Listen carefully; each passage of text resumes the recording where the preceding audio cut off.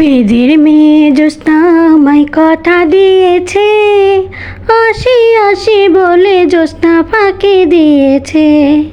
বেদের মেয়ে জ্যোৎস্না আমায় কথা দিয়েছে, আসি আসি বলে জ্যোৎস্না ফাঁকি দিয়েছে। আমি জ্যোৎস্না তা দিয়েছিলাম কথা, তোমারে না দেখলে বন্ধু প্রাণে লাগে ব্যথা।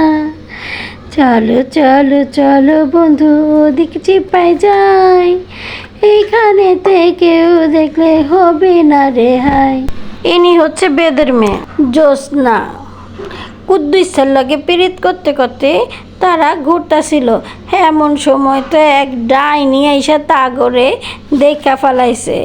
তাই নাকি দাদি? তারপরে কি ঘটলো?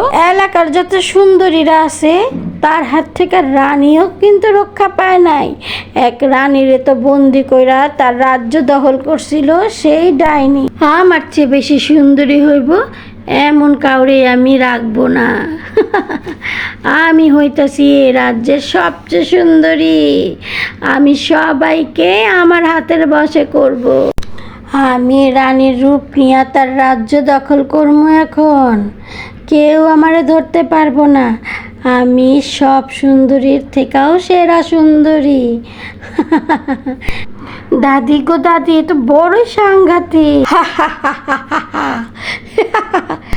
পুরা রাজ্য এখন আমার দখলে, আমি সবাইরে আমার হাতের মুঠো নিয়ে আসো। সব শেষ, সব খতম করে দিব। আমি আর কাউরে রাখবো না। এবার জ্যোৎস্না তোর পালা। জ্যোৎস্না তোরে এখন আমি কুদ্দুসের কাছ থেকে সরাই নিয়ে আসুম। জ্যোৎস্না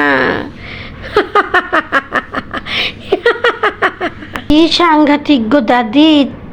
এরপর কি হইল গো দাদি? জ্যোৎস্না তো দুঃখে খালি কান্দে আর পোহর গুনে কে আইব আরে বাঁচাইতে?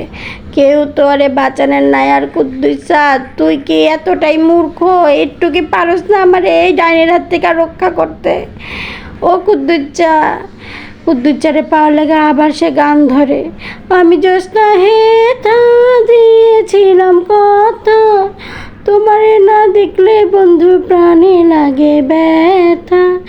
ওরে ওরে ওরে কুদ্দুস কই পালাইছস? কেউ কি নাই আমারে বাঁচাইব? হাক মাওলা, হাক মাওলা, আমি বাঁচামো তোরে ডাইনির হাত থেকে। আমি কই তোর ডাইনি? আমি ওর কাছ থেকে তোরে বাঁচাইতেছি। আউলা জাউলা খাউলা তোরা আমারে শেষ করে দিলি তুই। আমি আবার ফিরে আসো। তারপর বেহাইয়া কুদ্দুসা আয়া জ্যোৎস্নারে লইয়া চইলা গেল।